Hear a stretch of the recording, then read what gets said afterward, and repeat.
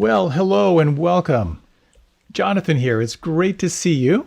Great to be back. It's the last couple of weeks, holidays, travel, all that good stuff. Wonderful to meet you here in 2023. Who thought we would make it this far? Before we begin with a short meditation and we dive into our talk, just a few of the traditional announcements, a little bit of an update as well. First of all, thank you for being here. It's great to have you here.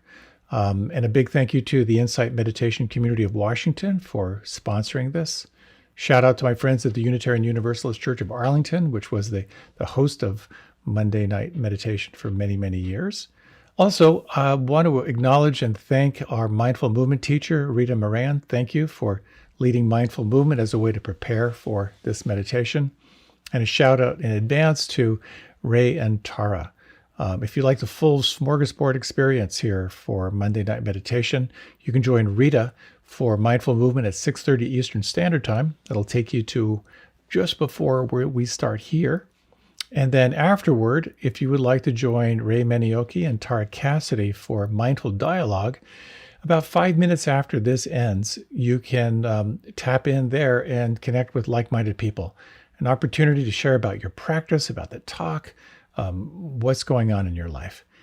It's so important to make spiritual friends and to be able to share about the joys and sorrows of life and of practice. So all those links are available on my website and on my Facebook page.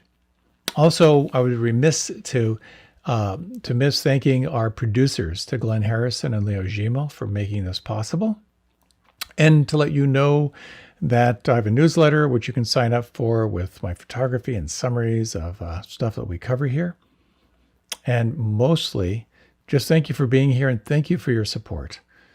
This is all offered freely. No one's denied access to these practices and these teachings. And if you ever feel inspired to support this, deeply, deeply appreciated. And finally, just to let you know that I'm offering a retreat. This is the annual retreat on mindful intention, getting clear on the most important thing. And that's going to be January 14th, online, 9:30 Eastern Standard to 4 p.m.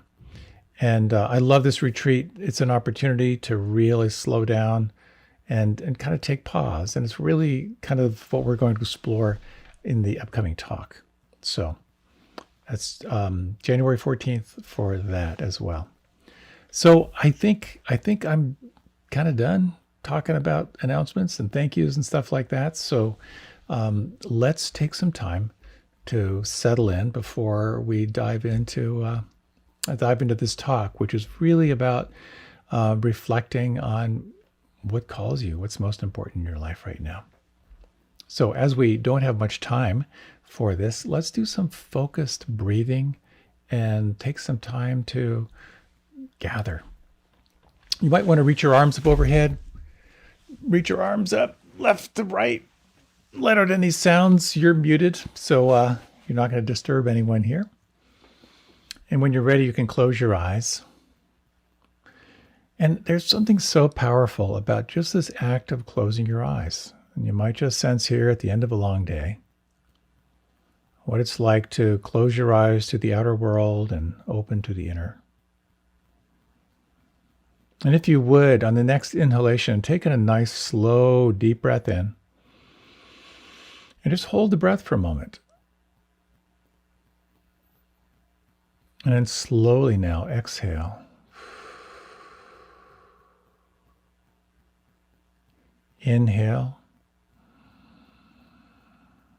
Hold the breath just right at your comfort level and take a moment just to relax and pause and feel.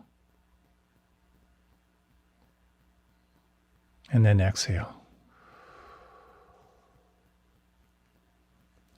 If you like, you can follow my guidance here, exploring kind of a ratio of breathing. We're going to exhale a little bit longer than the inhalation, which has a very subtle and sometimes a profound way of invoking deeper relaxation. So if you like, breathe in slowly now to the count of 4. Hold. Relax and feel. And now exhale to the count of 5 or 6.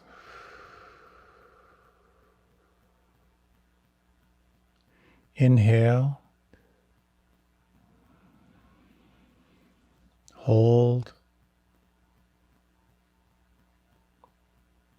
exhale,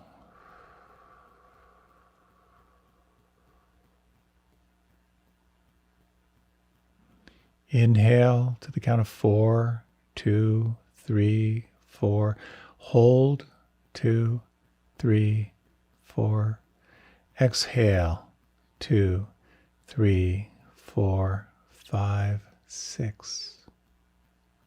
Inhale, 2, 3, 4. Hold, 2, 3, 4. Exhale, 2, 3, 4, 5, 6. And now continue on your own, exploring the ratio that works for you. Breathing in to about the count of 4, holding the breath for roughly about 4, and then exhaling to 5 or 6. We'll take the next few minutes for you to practice on your own and explore on the exhalation what could soften, what could relax, what could let go.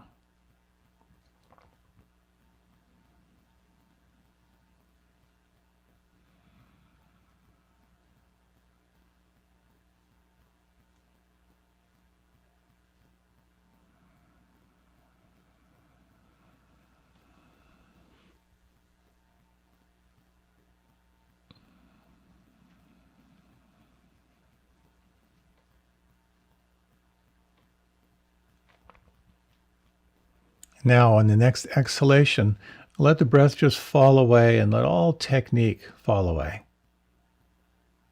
Just relax and feel.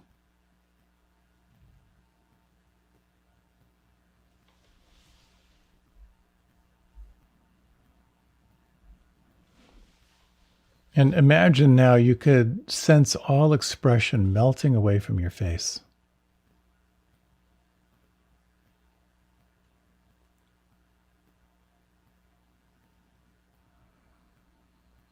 And feel your tongue relaxing and filling your lower jaw.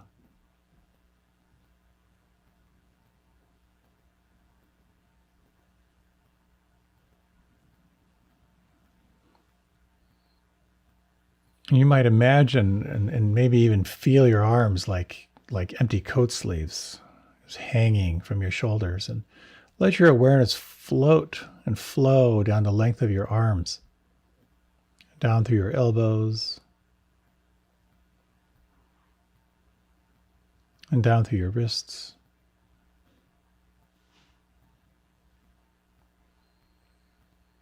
And sensing from the inside out your palms and fingers and thumbs.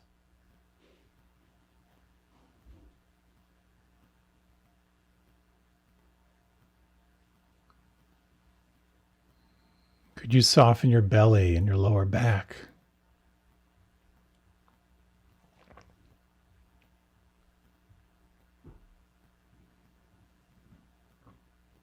And feel the length and the weight, the volume of your legs, from the hip joints to the knees.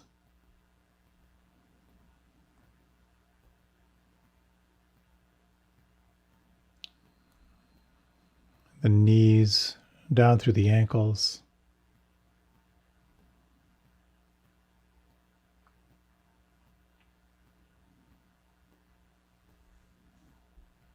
The tops of the feet and the toes.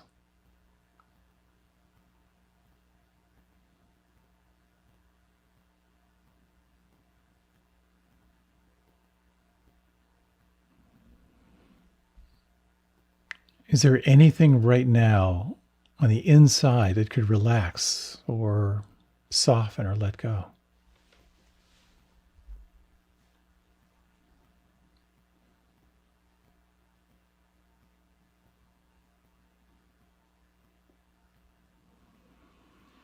And you might sense this quality of the observer, this quality of mindfulness, which is a quality of non-judging observation.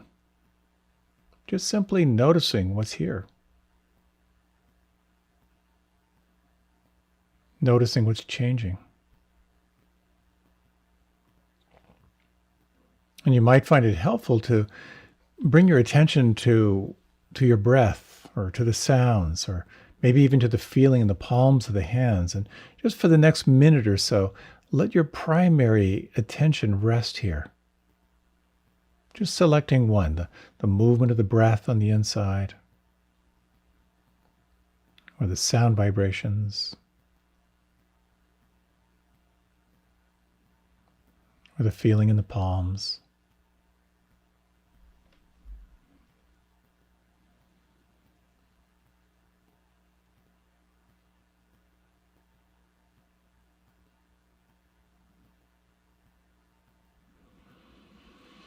Each time you notice the mind wandering, that many times you can just simply relax and re-arrive.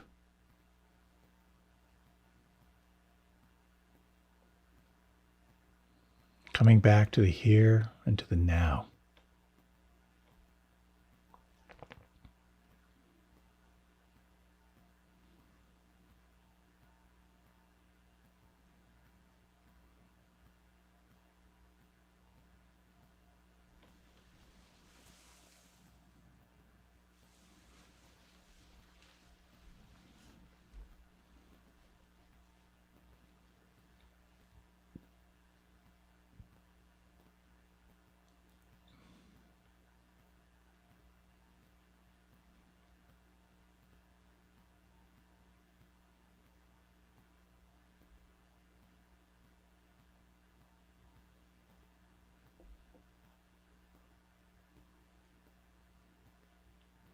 You might explore this, not only this quality of noticing,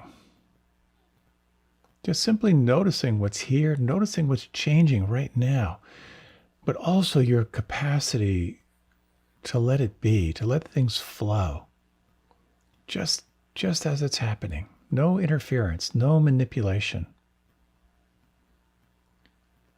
Deeply relaxed, but at the same time, alert.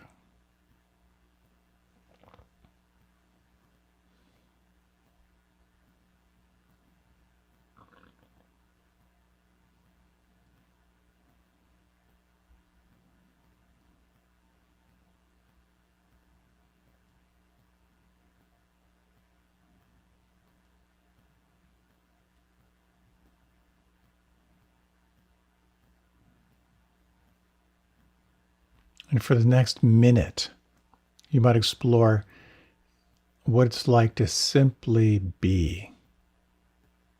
Letting any sense of doing, any sense of effort just melt away. Just relax and feel and notice what's changing.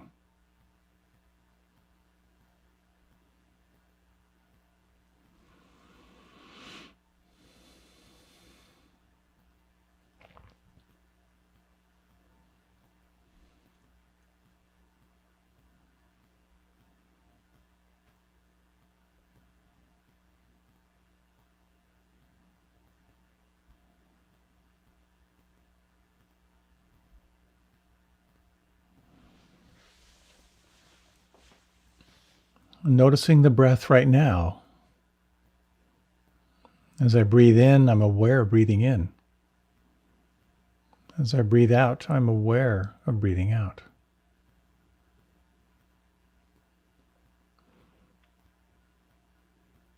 Notice the sounds around you, all happening by themselves.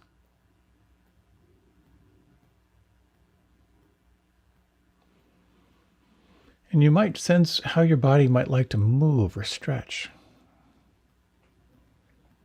Take this time to wiggle the fingers and the toes, to stretch in any way that feels most pleasurable for you. Take this time for your transition. No rush.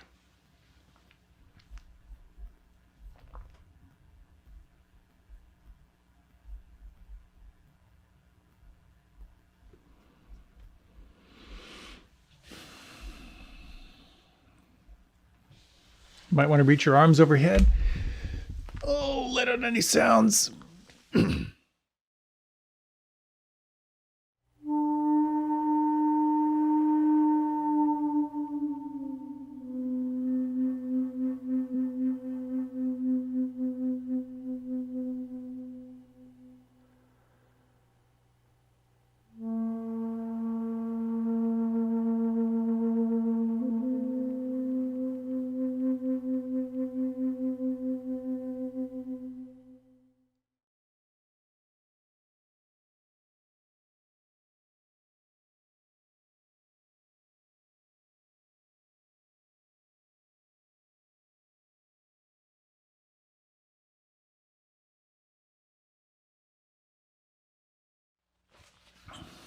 and welcome.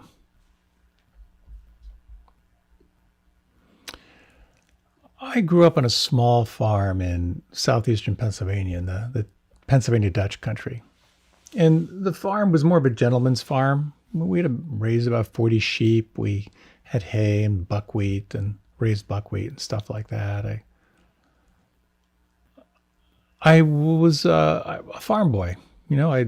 From about age 6, I was in charge of the sheep and dealing with all that stuff. And I worked in local dairy farms in the summer, that sort of thing. I am not a natural engineer by any stretch of the imagination. But when you're on a farm, you just learn how to fix things because things are breaking all the time.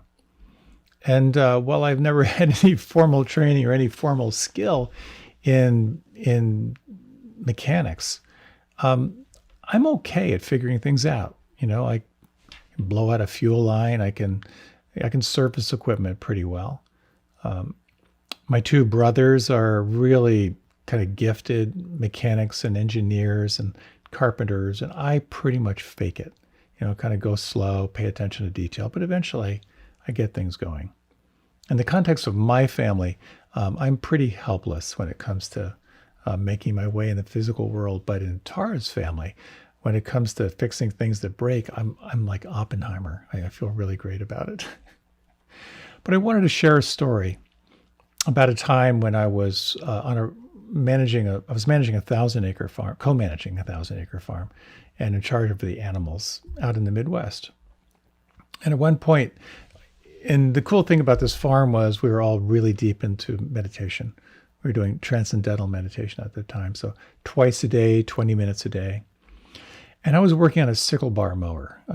If you don't know what a sickle bar mower is, it has these hard tines and then these cutting blades that go underneath. And it's a pretty complicated piece of equipment because the tines break and you got to replace them, and it's all driven by a belt. And I could not figure out how this belt drive worked. I got more and more frustrated. I actually kicked the tire. I was so angry because I couldn't figure it out. And I realized it was time for meditation. So I kind of walked away. I sat for 20 minutes just doing my mantra. I came back and I immediately saw what the problem was. And I fixed it in about 3 minutes.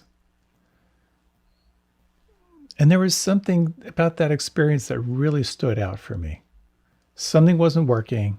I stopped. I walked away. I forgot about it. I shifted my consciousness. I came back. I saw clearly. That's a little bit about what I'd like to talk about is the power of hitting the reset button in your life. I'd like to talk about remembering the result that you want in the first place in your life, in general, in a project, and all the things you're committed to do. Second, the power of the pause and really taking stock of where you are. And third, the power of stepping away. And then fourth, what can happen when you refresh your focus and your sense of what wants your attention now when you step away and you shift your attention and then return. So this time of year, I do this annual review. I've been doing it for many, many years. It's a grueling, kind of helpful process, but it's all part of my commitment to constant and never-ending improvement. I've always been like a life hacker type. I remember when I was in college, I was a composition major, English major. And I remember thinking, well, who are the best writers? How did they do it? Maybe there's something in their system that I can figure out. And so I was really struck by William Faulkner, for example, he'd do his writing in the morning, take a nap, have lunch, go for a walk, come back and not recognize what he wrote. He just sort of channeled it. Milton was the same way. He was either writing this incredible poetry or he was whining about the muse that had left him, the voice that he just couldn't find. And I got some really good insights about it. there are these really cool systems you can learn from people who are doing what you want.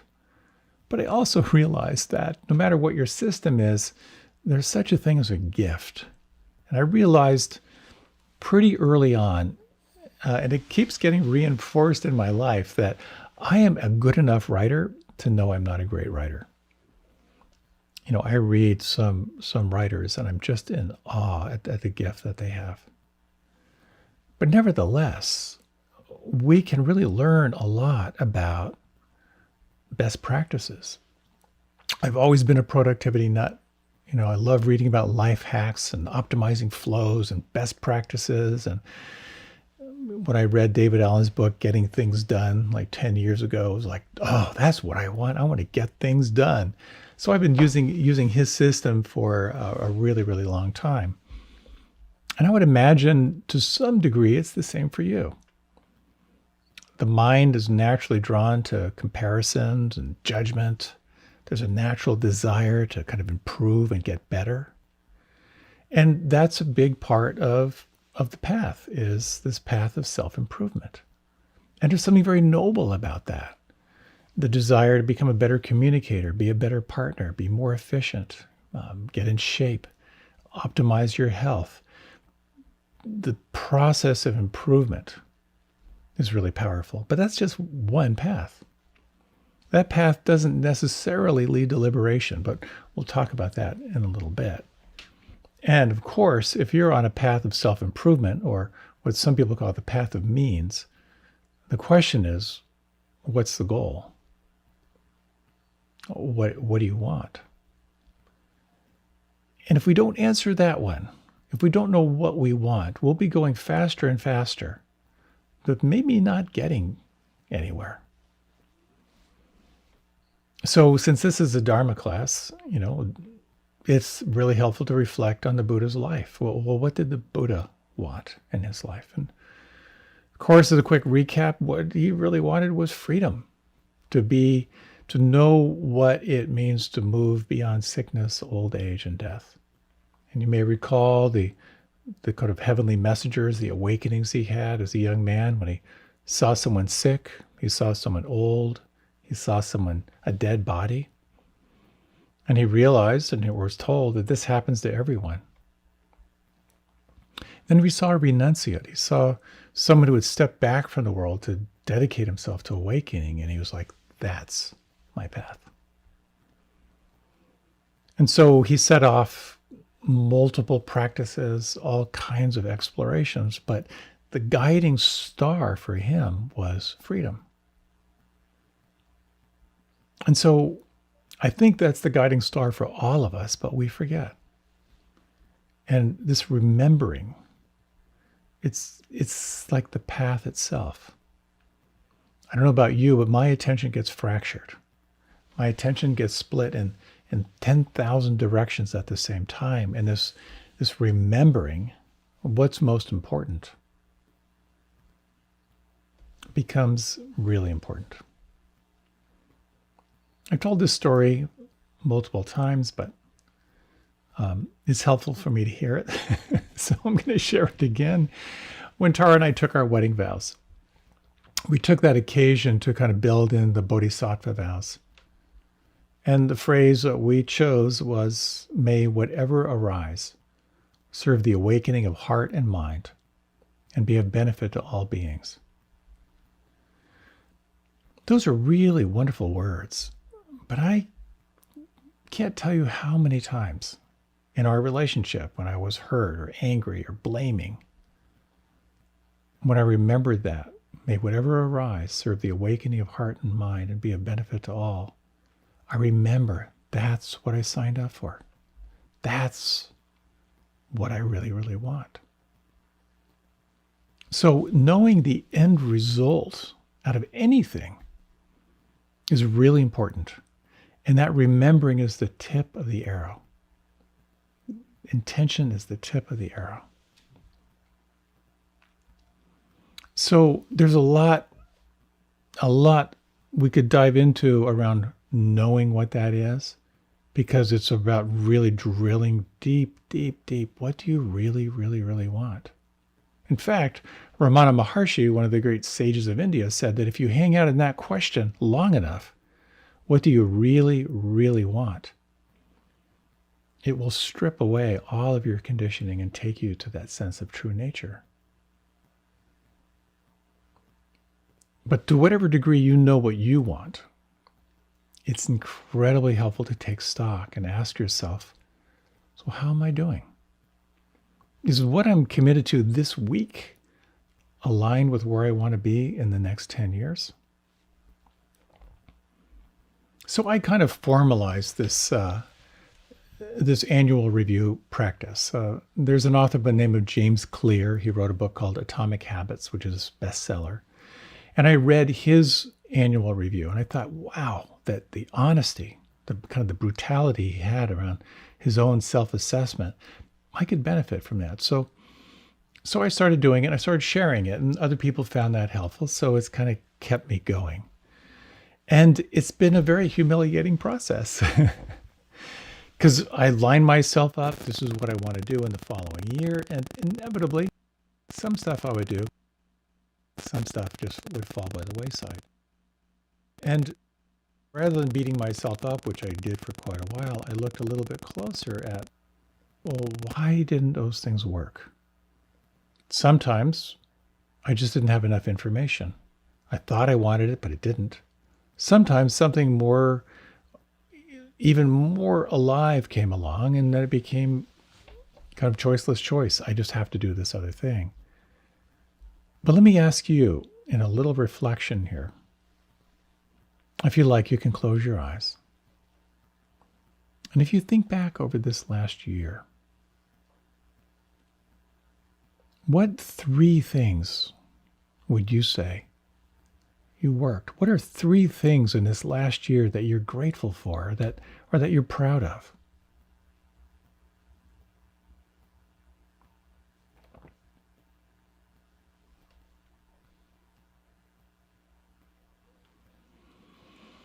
And when you pause here, it's helpful to kind of honor what worked, what you're grateful for. Let's take a few moments just to reflect, well, what didn't work?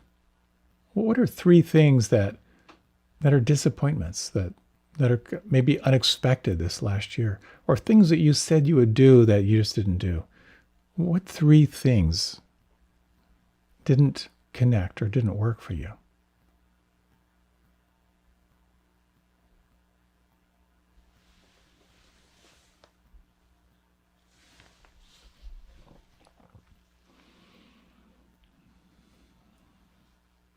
If you'd like, you can open your eyes, or you can remain with them closed. For me, you can read mine. It's on my website. But I'll spare you all the details. But I came to realize that what worked for me was I live in a really happy home. I'm in a relationship I'm grateful for. I love where I live. I'm so grateful to be healthy. Part of it is genetics. Part of it is I really focus on being as optimally healthy as I can.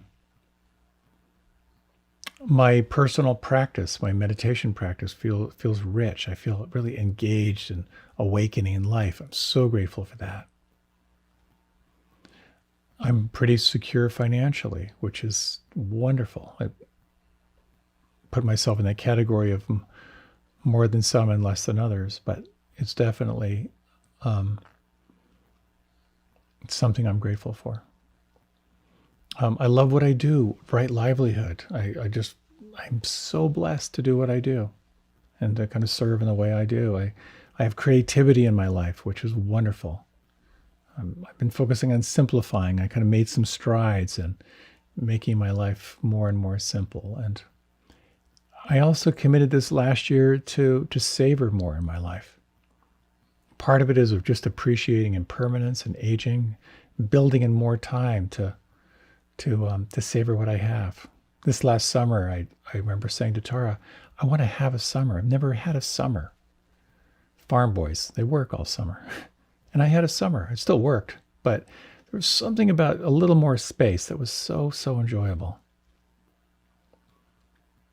When I reflect on what worked, and I encourage you to maybe do some reflection, do some journaling. It just feels so good to realize how blessed we are and how many things are actually okay. But equally, it's helpful to really look closely at what didn't work. So a couple things for me that didn't work. With COVID, stepping back from all the public teaching and leading retreats and all that stuff, all the live stuff, I really made a commitment to just let it go and kind of hang out and kind of let the next big thing emerge. And the next big thing really hasn't emerged. Much of what I do best is kind of relational, deep inner work where there's cultivating a sense of intimacy, connection, safety, and really moving into deep questions. And I've discovered that that's just not great in an online format. There's just something about online and not being face-to-face that it's not as safe as it needs to be, in my estimation, for people. So taking away that thing that I've done really, really well and that I love has been kind of a challenge for me. I'm kind of working on that. I realized that every year I talk about doing more marketing, and I realized I just hate that stuff. And then, of course, the never-ending question: am I doing enough? Am I serving enough? Is there more I could do? Am I maximizing myself? That's always kind of a gnawing thing in the back of my mind. So, just as there's something powerful about naming what worked and the successes and making room for the good and looking at the good, there's something really powerful about exploring, what's between you and feeling good. Sometimes it's helpful to really turn toward what's not working. Just as there's this brilliant function of pain, pain is calling your attention towards something that needs healing. When you really reflect and investigate, what's not working, there can be some interesting things to learn down there. One model says first there's awareness of what's not working, and then there's sort of an adjustment and then an accommodation. For example, I've always beaten myself up for not doing more outreach, more marketing, or more self-promotion. I have such an allergy toward it. And I thought, okay, let me really, really look at this, because this keeps coming up. Should I be on Facebook more? Should I set up an Instagram account? Should I do more promotional stuff on social media, more short stuff on YouTube? And I really thought about it, and I got really still. I thought, God, so should I do more of this? And I just had this sense of, nah, I don't think so. And I'm finding peace with that, which is really nice. It's fine. I'll keep doing what I'm doing, and I don't want to add to the noise level out there. The competition of the spiritual marketplace is just something I do not want to participate in. So there's something here about really taking stock, about looking at the goals that you have and then the reality of where you are now in relationship to those goals. And this process of stepping back or stepping away is the difference between simply doing the same things that you've always done and the possibility of something different. Mindfulness is about non-judging awareness. It's about stepping back, about seeing what's there. And in many ways, it's kind of like zooming out and taking that 3,000-year view or the 100-year view of your life. This brain science that's happening in relationship to mindfulness and meditation is fascinating, because ultimately, just as the Buddha's intention was, one way to language it is that to see more clearly into the nature of reality. And I love that language, to see more clearly into the nature of reality. When you step back, when you cultivate mindfulness, what happens? Well, for many people, what happens is that tightly bound sense of me, the tightly bound sense of the I, begins to get kind of amorphous, tends to fall away. And so, as science is looking at the nature of reality, there's all this amazing research now about the quantum field, about the bending of time and space, about wormholes, how you can go into one dimension and pop up in another dimension. I love that phrase, the field of infinite possibility. How do we access that? How do you access the field of infinite possibility? How do you access that quantum field of presence? Well, the Buddha said, allegedly, what we need to remember is who you are without the sense of I or mine. When I and mine are not present, that's when the mystery begins to open up. And you know those moments when I and mine falls away. Quite often they're ecstatic moments. To some degree, when that sense of I and mine falls away, there's a sense of spaciousness, a greater sense of ease. A sense that we're part of something bigger than who we are. And entering into the field of infinite possibility, entering into the quantum field of pure consciousness, there can be no I and there can be no mine. We need to drop all identity to sense that. And I think sometimes that sense of who I am without I or mine is a place without a story. It's a place without fear. And you can say that there's a lot of training of the mind to touch into those places of no I and no mine, the quantum field. But there are also traditions that say, actually, it's easier than you could imagine. It's closer than you could imagine. It's already here. So maybe a short little meditation, just to kind of, maybe just a little taste of this. If you like, you might close your eyes. And you might slow down your breath.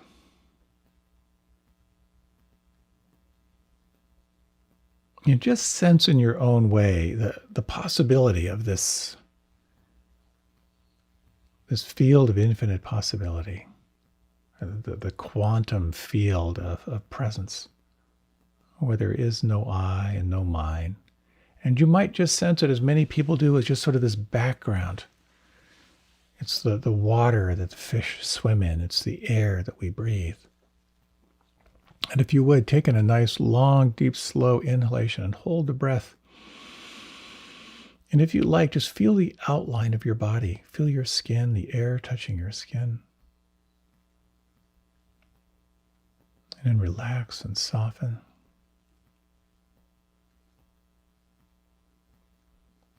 Taking a long, slow, deep inhalation. And if you like, hold the breath. And you might bring your attention to slightly above your head or even slightly behind your head. And just imagine or feel this realm of presence or soul.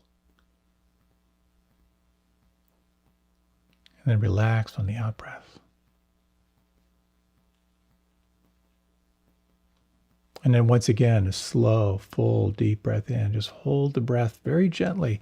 Bring your attention slightly above, maybe slightly behind your head. Feel the outline of your body and sense this realm of presence or soul, the field. Gently let the breath soften. And take a moment to simply imagine or feel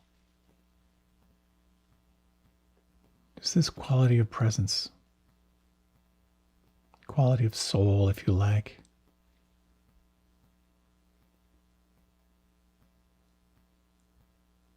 And you might just ask yourself,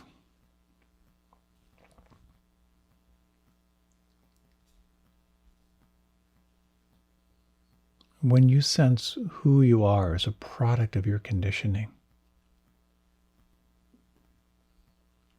the conditioning of your primary caretakers, your family system, the culture you grew up in, what wants to change? Or is there something you would like to change, something you would want to let go of?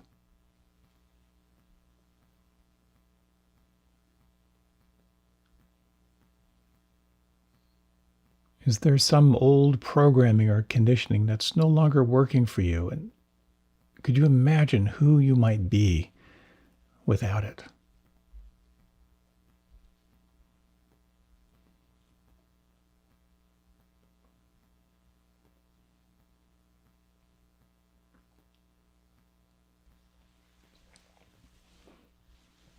And you might, in your own time, gently deepen the breath.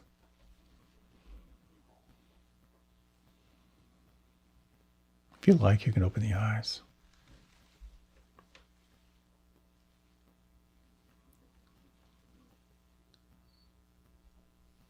And that was just, of course, a little glimpse.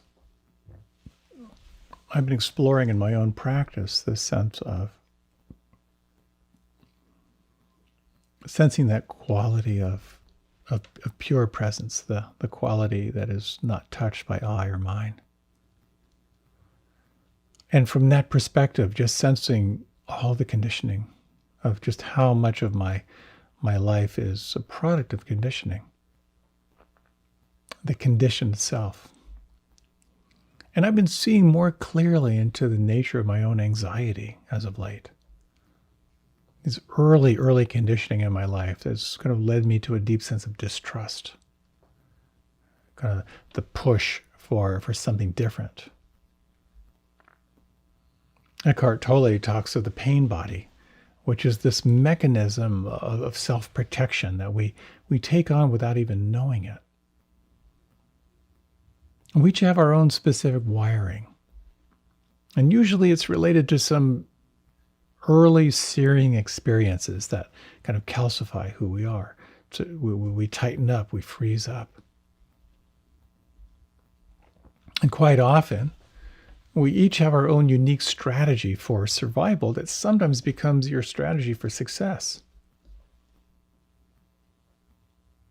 Sometimes the strategy shows up in some ways of like, I'm going to change what's wrong. We become a reformer in life. Or maybe I'm going to make sure everyone else feels good. I'm going to make sure everyone gets their needs met. Or maybe I'm going to be the most successful person wherever I go. Or maybe I'm going to make sure everyone knows I'm here. Or maybe I'm going to sit back and just figure out how all this works. Or maybe I'm going to make sure no one controls me. Or maybe I'm just going to have fun. I don't care what anyone thinks. Or maybe I'm going to be the one who organizes everyone else. I'm going to be that person. Or maybe I'm going to make sure everyone else around me is happy because then maybe I'll be happy. What I find so interesting is how the wound can become the gift. For example, you might be the kind of person who is a master at anticipating what people around you need before they even need it. Chances are that there might be a wound in there. And since no one really did that for you, you're going to make sure that happens for everyone else, and then that becomes your place in the world. And for me, as I've kind of come in contact with my own sense of like really kind of really early trauma, was a deep sense of distrust. And that sense of like deep distrust sort of engendered in me a desire to have other people feel they could trust their life. It's amazing how that works. So many people I know, the most interesting thing I find is like people who are highly intuitive, like really highly intuitive, quite often come from backgrounds that were really unstable because they learned really, really on how the car door slammed, whether they were going to get yelled at or beaten up that night. That the sort of like sixth sense that comes from the wound actually can become the gift. So stepping back in your life is about first becoming aware of your story, your history, and your conditioning. And then over time, it becomes about befriending and making room for that. And ultimately about letting go of the story and opening up again to that sense of possibility.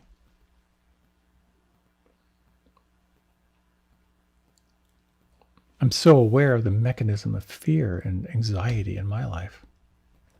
And every now and then, when I sense that conditioning in my own life, I can ask myself, okay, so who am I without that conditioning? Who am I without that imprint of fear and anxiety? And it gives me a glimpse, just a glimpse of that field of infinite possibility, the quantum field. It's a scary place sometimes, but it can also be a sense of feeling the source, turning toward that. The deep sense of who you are beyond the conditioning.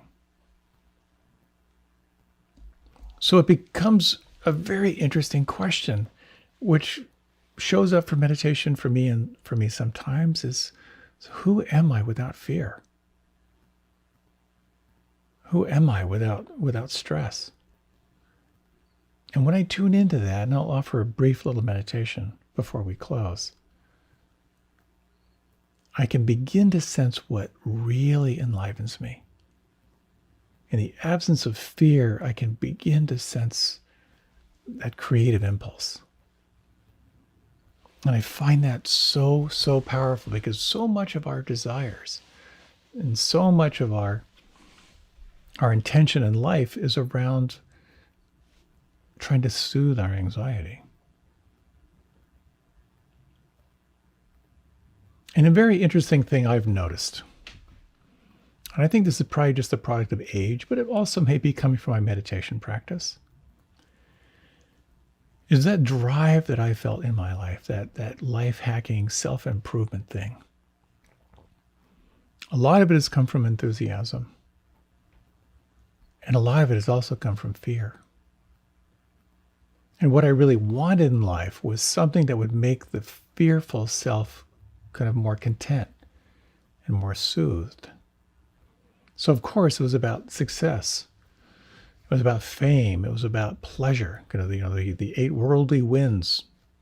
And just imagining that if I could just be successful and avoid failure, wouldn't that feel great? If I could focus on being liked and avoid being disliked, that's what I want. But if we don't become aware of those 8 worldly wins, if we don't kind of transcend the desire for more and the fear of less, then we're simply caught and trapped. And what I'm beginning to sense, maybe,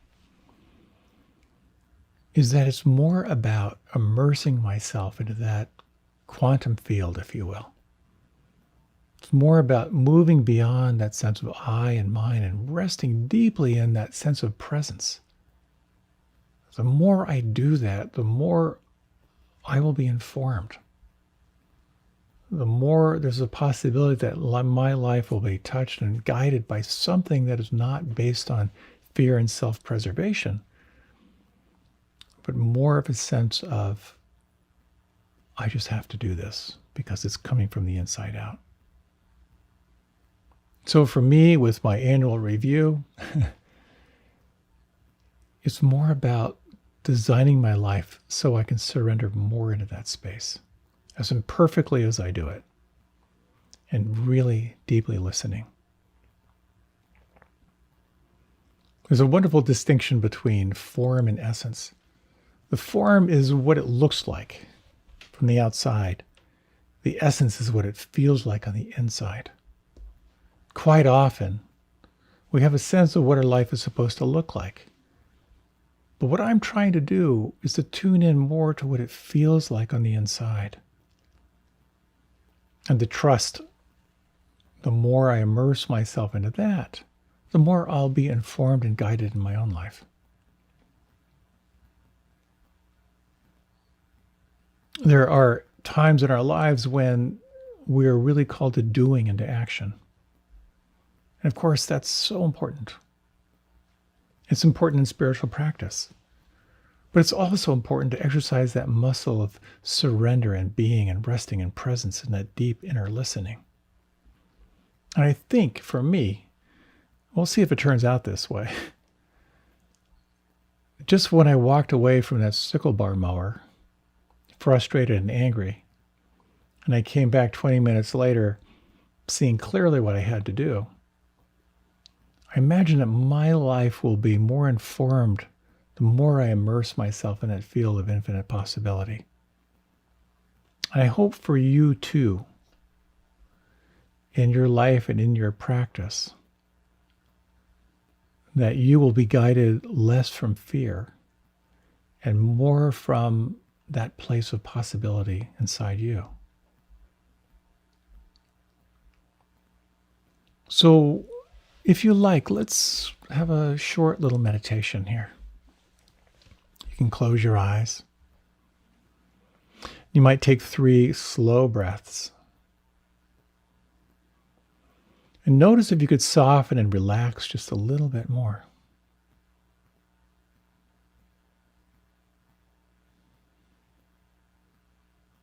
Could you relax the little muscles around your eyes?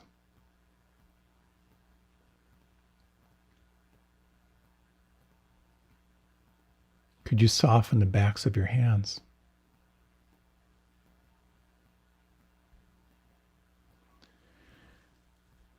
Could you soften the soles of your feet and your heels?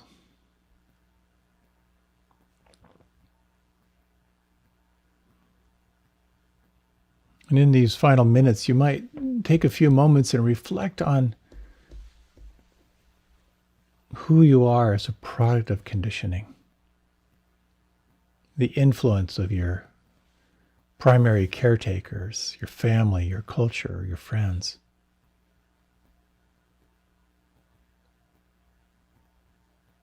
And imagine, if just for a few moments, who you are unconditioned, just pure awake presence.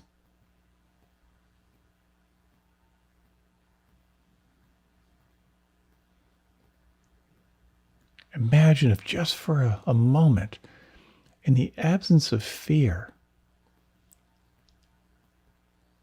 what do you feel? What do you notice?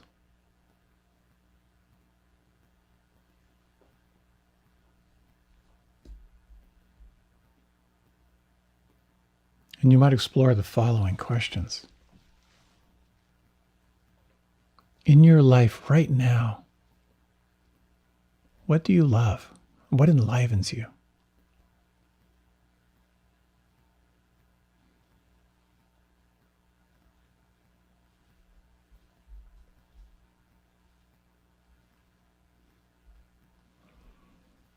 If you were guaranteed success in anything you wanted, what would that be?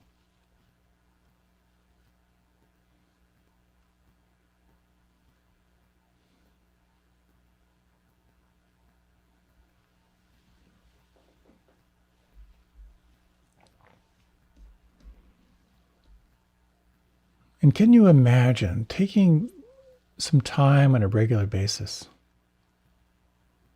to truly and deeply relax and to explore that beautiful teaching, to sense who you are in the absence of I and mine, and to imagine the more that you rest in that sense of presence, the more your life might be nourished and informed and guided by that sense of infinite possibility.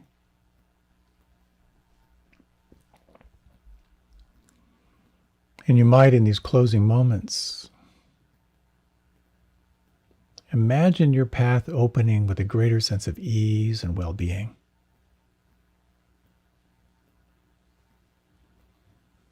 Imagine yourself guided from this fearless place inside.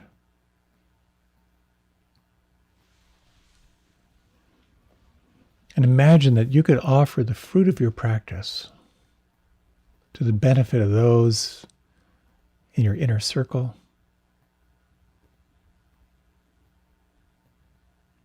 Imagine that radiating out in all directions, 360 degrees. The more you give it away, the more you fill up from the inside.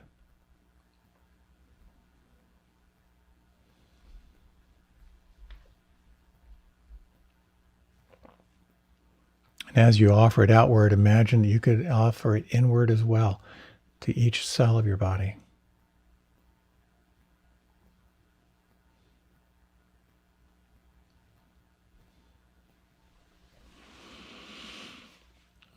And when you're ready, you can gently deepen the breath.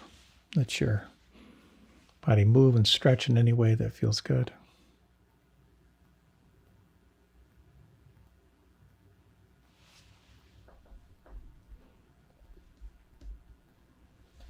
For a few decades, I was very deep into transcendental meditation. Beautiful practice. Very grateful for it. And Maharishi Mahesh Yogi had this one phrase, I've shared this before, and it's so dorky, but I really do keep coming back from it. I keep coming back to it. He said, you water the root and enjoy the fruit. And when you can open to whatever you want to call it, resting in presence, the quantum field of being, the field of infinite possibility, the sense of no I, no mine, the more you rest there, the more you are truly watering the root. And the more you will feel yourself deeply informed, inspired, and living your full life. Thank you so much for your time and attention. Many, many blessings in this year ahead. And I look forward to being with you again.